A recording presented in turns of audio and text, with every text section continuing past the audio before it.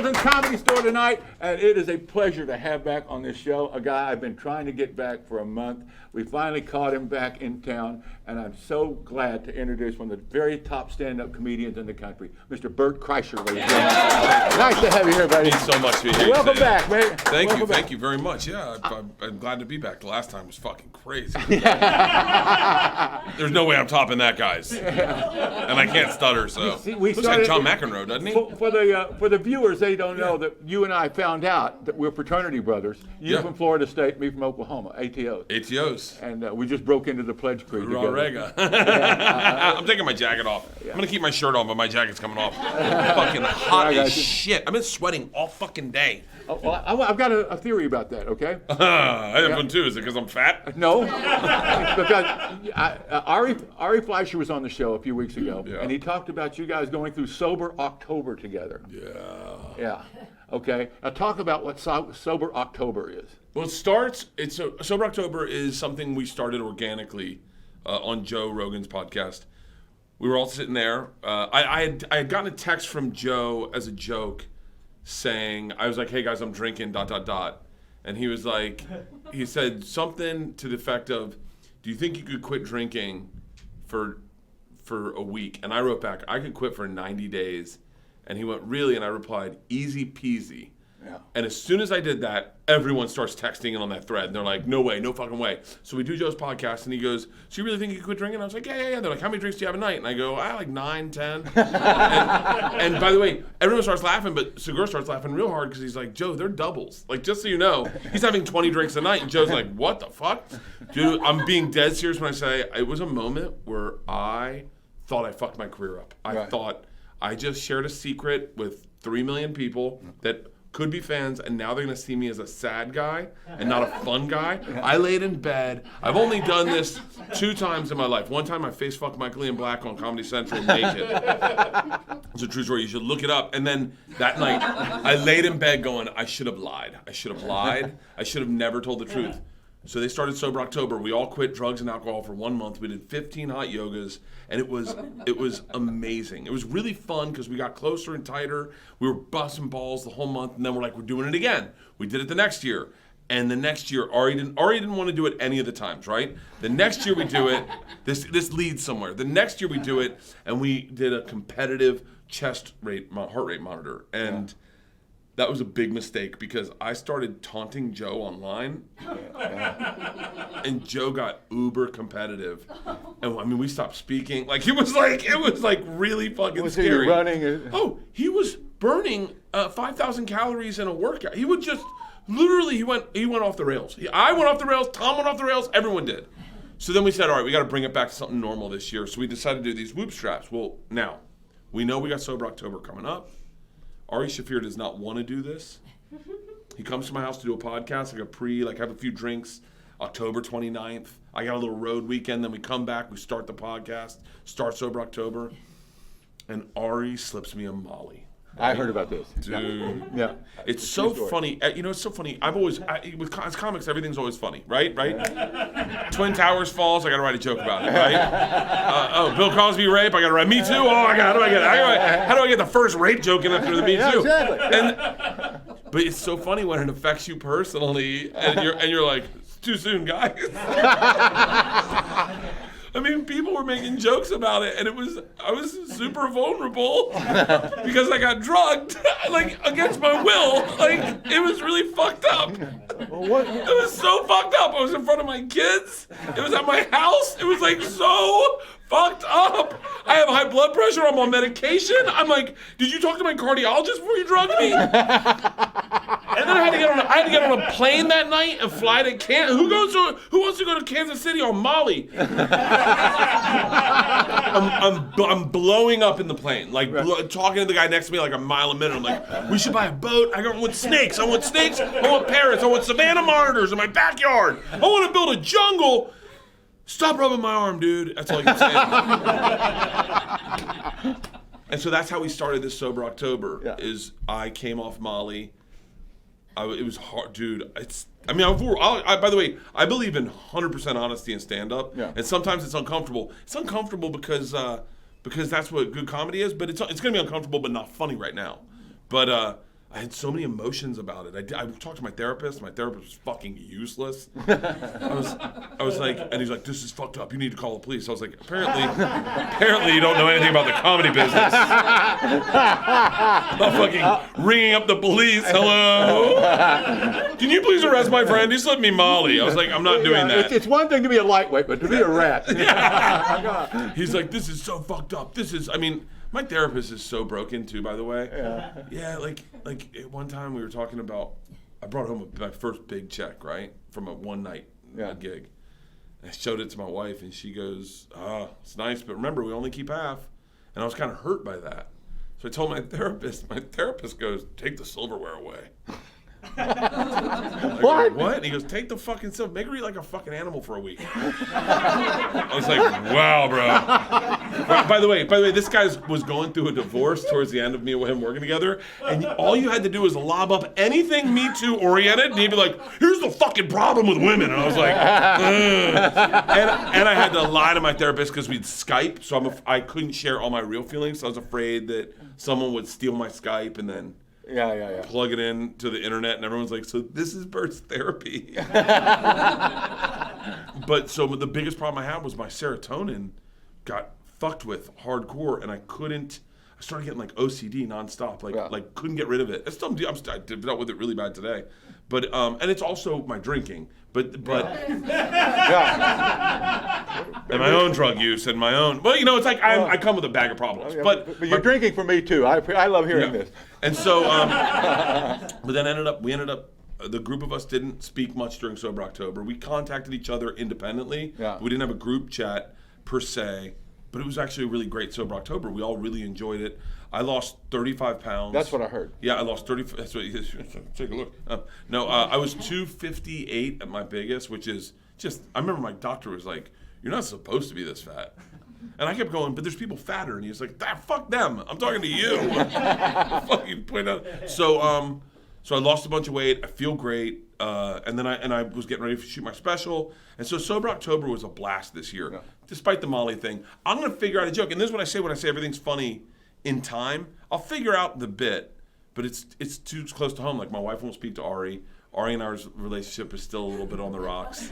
Because he did fucking drug me. Like, that's like the one where I go, why would you do that to me? And he was like, I thought it'd be funny. And then you can't hate him for that, but like, I love the secrets of a thing, because these are the things that might turn into Why didn't Cosby think of that? I thought it would be funny. Yeah, I was like, I would love to be at the Cosby trial. I'd be like, I'd like to speak on behalf of all the women. It's not as funny as he thought it would be. What was the one thing the one line that was so funny? So like, I didn't laugh about it, right? I didn't laugh about it because it was whatever. Fucking Jesus, let me just turn this off. I didn't laugh about it.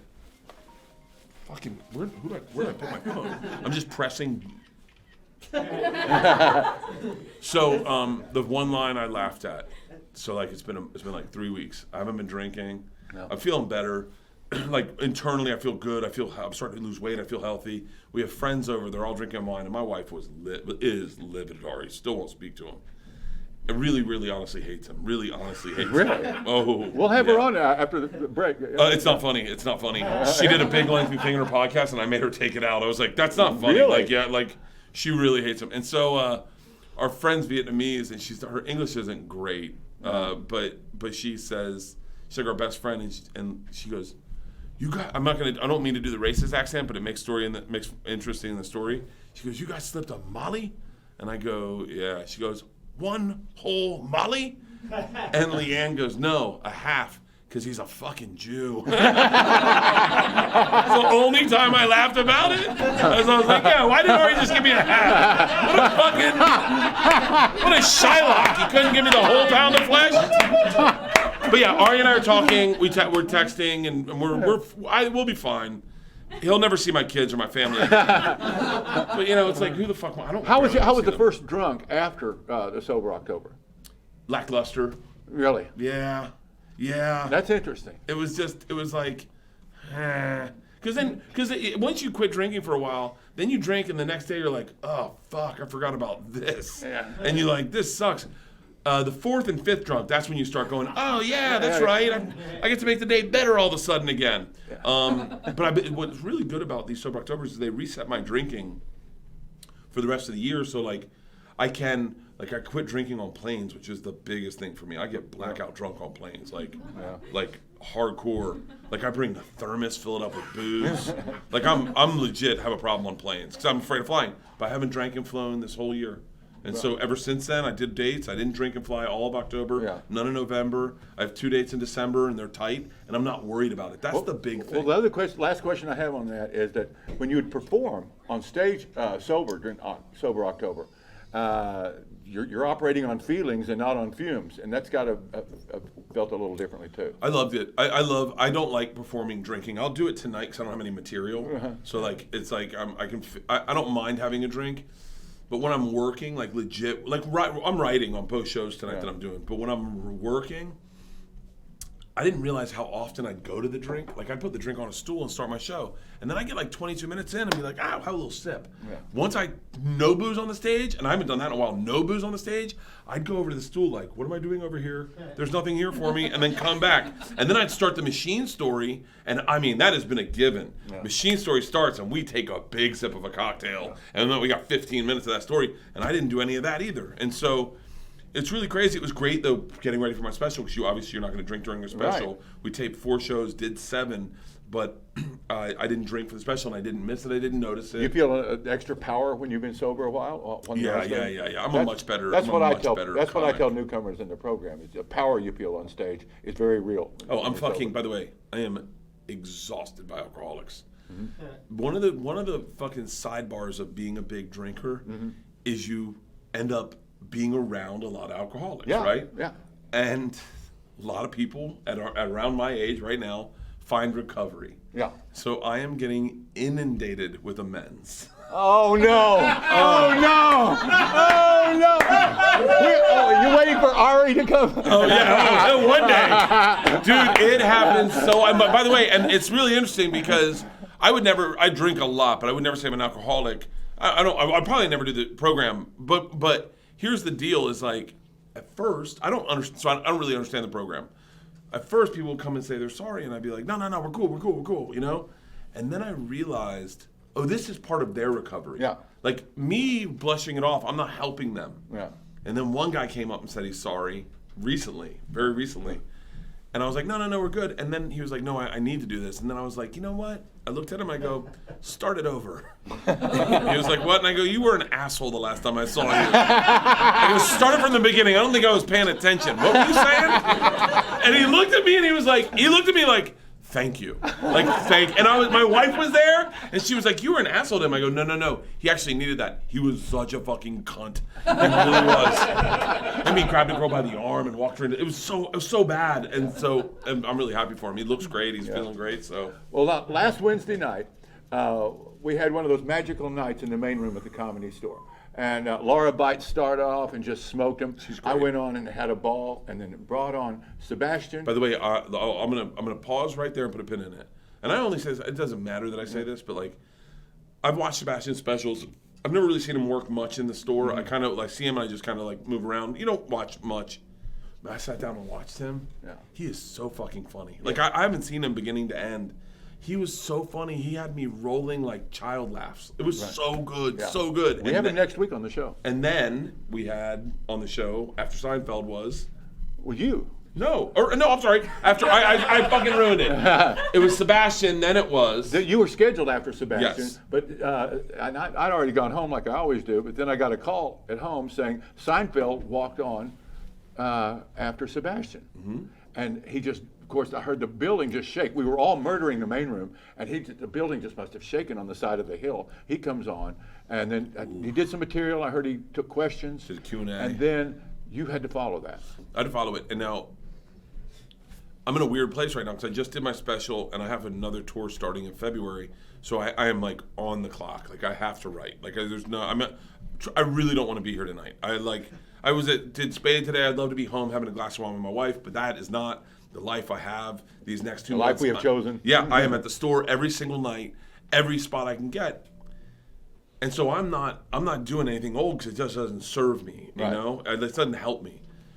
man, Seinfeld goes on, and you get like open mic nerves. Like you're going, it's Seinfeld. It's Seinfeld. Like how many hours have I spent with this guy, watching him, and it's his first time in the room in 35 years. In 35 years, and so he's bringing thunder.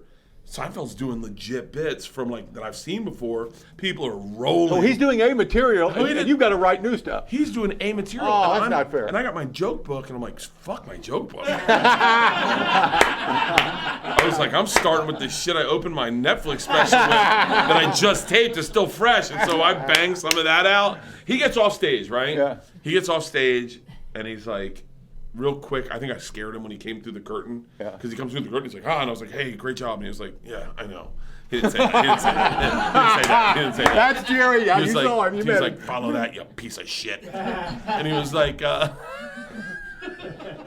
and so he like shakes my hand, and I go out on stage, and I rip my shirt off because I don't like performing with a shirt on. I just don't like it. So I take my shirt off, and the crowd goes nuts. And in my head, now you're a comic, so you're in your head, and I go, I bet Seinfeld's probably wondering what I just did to get that applause break. And I go, and I know that when he cuts the corner and sees that what I've done is take my shirt off, he's going to go, ugh. And so I thought to myself, do enough good material to give him time to leave the room, right? Because I know Sebastian's not going to watch me. Yeah. Sebastian's seen it before. Yeah. So, and I know they're going to be like, hey, let's go outside and talk about Porsches or something. and so Seinfeld, I do enough material, and then I look at my watch. I'm like, all right, it's been 7 minutes. He's got to be out of the room by now. Yeah. I go, all right, I didn't leave my family to do this shit. I came here to write stuff. And so I just fucking bombed. I did. I have this new joke that I'm working on, and it's about I find things. I have a really good ability of finding things. Yeah. And it's a really I had one really good story, and I thought that was the story, and then I remember there was a little smaller story that my daughter reminded me of, and so I tell the smaller story, which is good. And then I say, that was the small story. You haven't even heard the big story. I tell them the big story. Big story is I found a child one day. And then I tell that, and it goes so well up till I found the child, and then it just starts petering off. You know when you get a bit and you're new, and then you start bailing on it internally, and you're like, I'm not feeling this. You're looking at them going, you don't like it either, huh? and so I started bailing on it, and I was like, guys, this doesn't. By the way, it doesn't even end well. Like, we already got the good parts out, and so that bombed, and then I was like, all right, I'm not gonna lose yet. But now that what was really cool is like, because Seinfeld had done a Q&A, the guise of the performance was off, so you could really break the fourth wall very quickly. Yeah. It was almost like he did crowd work. Not that he would do crowd work, but like he had done crowd work, but fun, easy to follow crowd work. He did surefire material and crowd work. And crowd work, but crowd work that was like conversational and not. I mean, it was funny, but it wasn't like, it wasn't like it sounded like a stroll in the park, is what it sounded like. For him, and he looks amazing. He looks great. I guess that's what hundreds and hundreds of millions of dollars does. I can't imagine for $500 million or something. What would you do with that kind of money? Oh, second wife immediately. Set my wife up and be like, look, I'm still yours, but like, things have changed around here. What the fuck are you doing with me? I'll get your own house. You can sleep in bed. She sleeps on the couch already. And so, because I snore and I'm like a gorilla. I always say, if you think Trump is a jerk, wait till you see me win the California lottery. I've thought about this actually. Yeah. I think what I'd do is I'd put away a nest egg. So $200 million, right? I've thought about this a lot. Because same thing as I do with that bit where I go, I have an ability to find a lot of stuff. I really believe I'll win the lottery. I really believe I'll win the lottery one day. Yeah. I really will. And so immediately, $200 million, right? $250 million. I pull aside, like, I don't think you need more than 20 to be set for the rest of your life. Yeah. Right? 20. I'm good with you're 20. Not in LA. I'm 20, but I've toyed with the idea of 20 in a trust fund for my kids and my wife to take care of them, and then me give mine away, right? Yeah. Be vocal. I've given all the money. I get none of this money. Give the rest to charity, and then tour, knowing that everyone's like, I gotta see the Goodwill comic, right? Yeah. And then, because I just want to tour. I would love to tour with none of the pressures of like this business of having to move tickets, having to do promo videos, having to come up with ways to market yourself differently. But your generosity would be your publicist. Yeah, I would like, Or I'd be like, I'm coming to your city, I'm giving away $1 million. Like, That'll fill the room. Yeah, I'm giving, I mean, like, I would want to get $1 million, you get $1 million, you get $1 million. Guys, I got 3 more shows this year. Want to hear another joke? No, we want $1 million. No, I want $1 million, motherfucker. I just want to have fun. I really, honestly, I would love to get a place where Seinfeld's at and then just have fun. Like, he looks like he's having so much fun. Yeah. Like, he just shows up and he's like, I'll just mess around a little bit. You know, and I think what I think we're all in is this, I wouldn't say struggle, but this, like, it just never ends. It's like you do an hour and you got to do another hour. You do a tour, you do another tour. You do a TV show, you hope you get picked up. It's like all of it is You're like auditioning all the time. constantly, and I'm cool with it because I don't know any other way. Yeah. But it would be cool to like just a Tesla life and just be like hit the button and go, I'm gonna close my eyes. Like you said, I don't know. Well, when I was playing softball with the Comedy Store in the early 80s, Michael Keaton's movie career was taking off. Yeah. And he still played softball for Joe Allen's, which was a restaurant on Melrose where all the actors hung out. And so he was loyal. He played third base for him. And we were laughing and talking about our Westwood days. It had been he quit doing stand-up in '80. Yeah. I said, "What's it like at your level now?" He said, "It's the exact same thing at the Comedy Store, only another level." It doesn't change at all. That's the thing that like I thought. He's wanting a good script, like we were trying to write a good joke. Yeah, I thought at the height of being on Travel Channel, I remember fantasizing about being a fence builder. Because I was like, I would love to just have no attachment to my art. Just build a nice fence and be like, you know what? I'm going home to my wife. I'm not going to think about this fucking fence. I'm going to come home. I'm going to have a great night. Wake up. I'm going to have a cup of coffee. I'm going to come back. And this fence will be here. And I'll pick up where I left off. Instead, like, in stand-up, up last night, I'm up chewing bits in my head. Just like, I'm obsessed with it. I'm obsessed with it. Look, I'm sure if I built fences, I'd be the same way. I'm obsessed with it. I would love...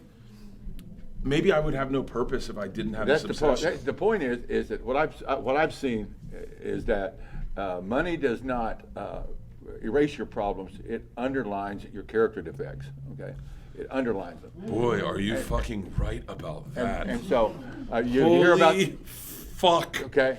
And so, you might not want to wish. Maybe I want to go to AA. Holy shit! Jesus Christ! My character defects stand out so far right now. Like you can see my insecurities. Well, you don't think they can be? Just add $200 million to watch the fun. Oh my God, I'd be a nightmare. No, this is what happens to those West Virginia guys. Win the lottery, they wind up 2 years later with a van full of coke and a hooker, and they're dying. Cash. And yeah, I guess you're right. We call it scrolling in our family when you can't find the thing to make you happy. Right. Where you like. I'm gonna get ice cream. Who wants pizza? I want another piece of pizza. It's midnight. No, I want pizza. But ultimately, what you're doing is you are following your bliss, as they say. You're going after your next laugh with the next new bit. That's what matters to you. I would never find the joy that you have when you get a bit that starts to work. Like not just a bit. Like it's one thing to tell a joke and you go, that worked. I can use that. But like a legit bit where you go, that I'm proud of. Yeah. Like and then you finish it. Where you whittle it and you get to the end and you're like, oh, there's no better joy. Yeah. The only thing better than that, I will say is like, I think about this sometimes. The one thing I love about being a comedian is sometimes I know I'm going to say something that's going to make your face change. Like I'll say something and you're going to go, ah! And I know that I have the power to do that. I'll tell you a small story. Me and Segura, Tom Segura is like my best friend, right? We're sitting talking, and he just had a son, and we have a mutual friend, this guy Frank, and I go, and he goes, "Did you get a lot of weird advice?" Like he's leading me into it. He goes, "Did you get a lot of weird advice when you first had a kid?" And I went, "Oh, dude." I go, Frank? And he goes, yeah. I go, he told me. Now I know what I'm about to tell Tom, right? I know that what I'm going to tell him is going to make his body fall out of the seat, and he's going to start. And I know that that's about to happen. It's almost like foreseeing the future. Mm-hmm. I go, Frank told me, listen, man, there's a lot about being a dad that they don't talk about. Number one is when you first hold your baby, your dick's going to get hard. And Segura's like, what? And Segura's already had a kid, and he goes, that doesn't happen. I go, no shit, but it happened to Frank. And he was like, shut the fuck up. And then I told him a story. I go, dude, I could not, when I first had my first daughter, I thought something was wrong with me because my dick wasn't getting hard. I was like, should I hold her closer to it? But it's the best thing of telling a joke is knowing that you're gonna kill it. You have something that's going to change the energy of something. And then at the end of the year, when it's time to write a brand new magnus opus, another hour, you have to send these kids off to college and say goodbye to them and start it over again. It's really heartbreaking. Oh, I got to go upstairs and do a set. It's really heartbreaking. We'll wrap this up. I'm sorry, I'm not meaning to host your own show, but it really is heartbreaking to go, did I do that joke justice? Yeah. Did I put in all the work in that joke that I could have? Yeah. Should I have worked harder on that joke? Because now he's gone. He's Just off like the a sale. kid you sent off to college. Yeah. Oh, my kids, I'm going to be like, I should have definitely put more work in them. Yeah. And now I got to go upstairs and write all new jokes. It's kind of fun, though. Yeah. It really is fun. It's like building a fence and going, so we start with one stone. Well, come back late January, early February, and let's catch up again. Let's do that. I would love to come right before I go on tour, catch up and see where my new hours Okay, at. okay, Emily will stay on you, okay? Yeah. All right, Please, okay, please. thank you, Bert. August. Bert Kreischer, ladies and gentlemen. Let him hear it. Let's take a picture, take him real fast.